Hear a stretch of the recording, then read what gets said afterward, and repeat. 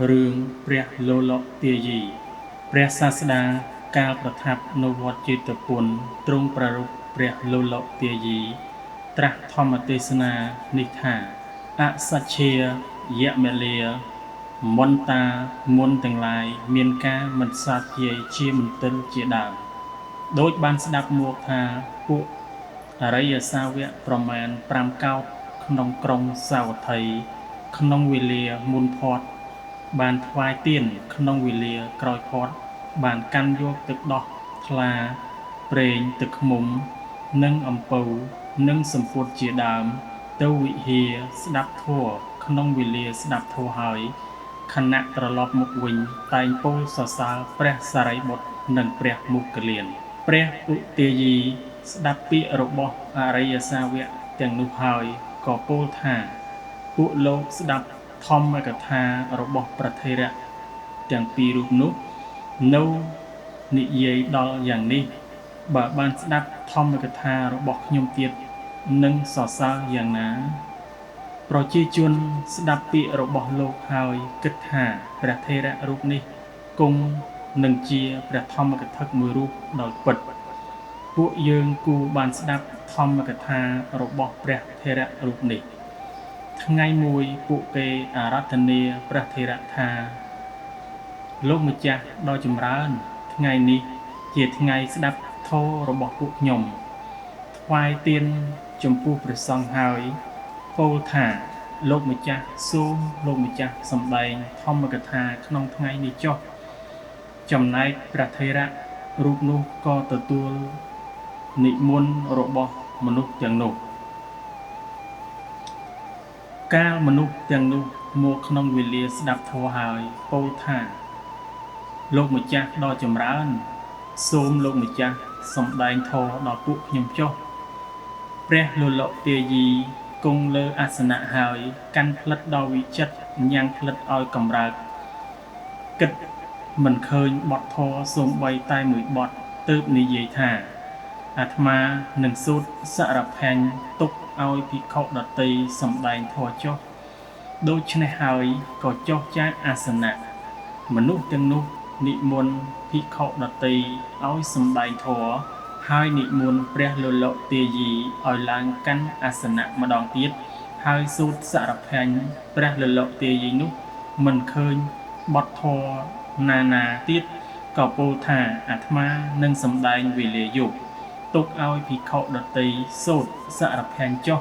ហើយចុះចាកអាសនៈចេញទៅមនុស្សទាំងនោះនិមន្តភិក្ខុដទៃឲ្យសូត្រសារភញ្ញហើយនិមន្តព្រះថេរៈក្នុងវេលាយប់ទៀតព្រះថេរៈនោះក៏នៅតែមិនឃើញបទធម៌ណាសូម្បីក្នុងវេលាយប់ហើយក៏ពោលថាអាត្មានឹងពោលក្នុងវេលាជិតភ្លឺទុកឲ្យភិក្ខុដទៃពោលក្នុងវេលាយប់ចុះហើយក៏ចុះចាកអាសនៈម្ដងទៀតមនុស្សទាំងនោះបាននិមន្តភិក្ខុរូបដទៃឲ្យពោលធម្មកថាក្នុងវេលាយប់ក្នុងពេលជិតភ្លឺបានទៅនិមន្តព្រះថេរៈនោះម្ដងទៀតព្រះថេរៈនោះសូម្បីជិតភ្លឺក៏មិនបានឃើញបទធម៌ណាដែលខ្លួនត្រូវលើកយកមកសម្ដែងមហាជនកាន់វត្ថុទាំងឡាយមានដុំដីនិងដំបងជាដើមហើយគំរាមថាណាយភិក្ខុអន្តពាលកាលពួកយើងពោលសរសើរគុណរបស់ព្រះសារីបុត្រនិងព្រះមុគលានលោកតែងពោលយ៉ាងនេះយ៉ាងនោះឥឡូវនេះព្រោះហេតុអ្វីទៅលោកមិនពោលហើយក៏ដេញតាមព្រះថេរៈដែលរត់ទៅទីនោះព្រះថេរៈរូបនោះរត់ទៅធ្លាក់ក្នុងរណ្ដៅវជ្ជកុដមួយវជ្ជកុដគឺជារណ្ដៅបង្គន់គឺក្នុងបង្គន់មហាជនសន្ទនាថាព្រះលលកទាយីនោះកាលគេសរសើរព្រះសារីបុត្រនិងព្រះមុគលានក៏កើតអ៊ីស្យាគឺសេចក្តីច្រណែនហើយអួតអាងថាខ្លួនជាធម្មកថាកាលមហាជនធ្វើសក្ការៈហើយពោលថាពួកខ្ញុំនឹងស្ដាប់ធម៌ឡើងអង្គុយលើអាសនៈអស់វរៈ4ដងគិតបទធម៌ណា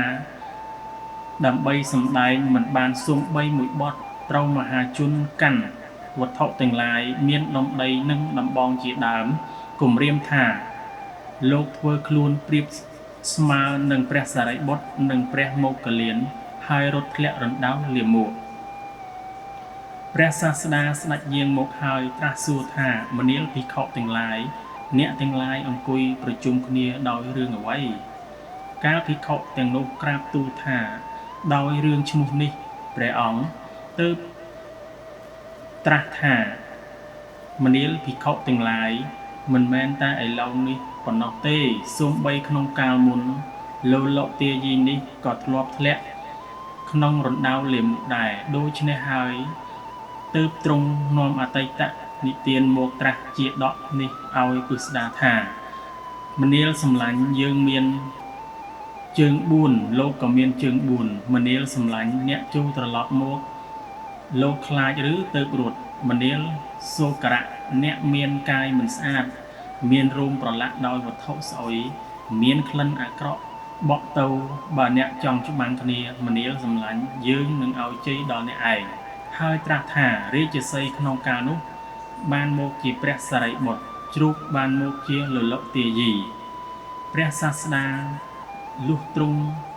នាំព្រះធម្មទេសនានេះមកហើយត្រាស់ថាមនាលភិក្ខុទាំងឡាយលលកទាយីរៀនធម៌បានតិចហើយមិនបានធ្វើការស្វាធ្យាយផងការរៀនបរិយ័តណាមួយហើយមិនធ្វើការស្វាធ្យាយនៅបរិយ័តនោះជាមន្ទិលដោយពិតទៅ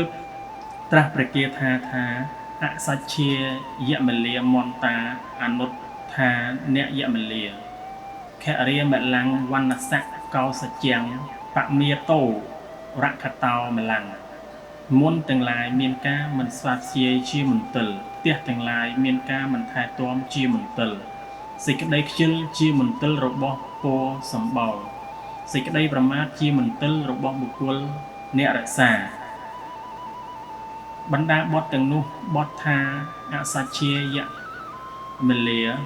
ការមិនស្វាធ្យាយជាមន្ទិលជាដើមសេចក្តីថាព្រោះបរិយ័តឬសិល្បៈ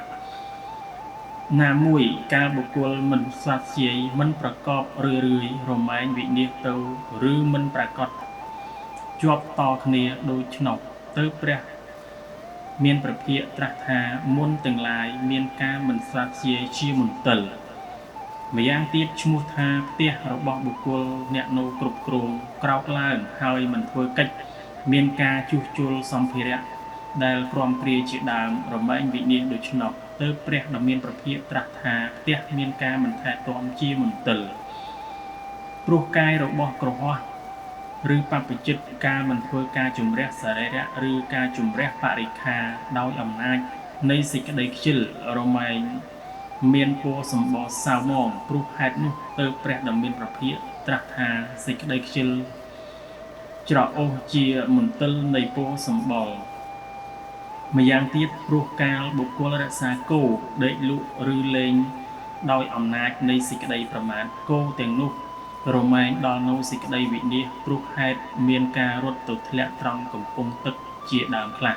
ដោយអន្តរាយព្រោះសត្វកាចនិងចោរជាដើមខ្លះដោយចុះទៅស៊ីស្រូវសាលីជាដើមរបស់ជនដតីខ្លះធ្វើឲ្យខ្លួនឯងត្រូវទទួលទោសខ្លះត្រូវជេរខ្លះម្យ៉ាងទៀតកិលេសទាំងឡាយរូបរិទ្ធដោយអំណាចនៃសេចក្តីប្រមាទរមែងញ៉ាំងបព្វជិតអ្នកមិនរក្សាទ្វារទាំង6ឲ្យឃ្លាតចាកសាសនាហេតុដូច្នោះទៅព្រះដ៏មានប្រភាកត្រាស់ថាសេចក្តីប្រមាទជាមន្ទិលរបស់អ្នករក្សាអធិប្បាយថាសេចក្តីប្រមាទនោះឈ្មោះថាជាមន្ទិលព្រោះសេចក្តីប្រមាទជាទីតាំងនៃមន្ទិលដោយការនាំមកនៅសេចក្តីវិនិច្ឆ័យឲ្យដល់អ្នករក្សាលុះចប់ព្រះធម៌ទេសនាជន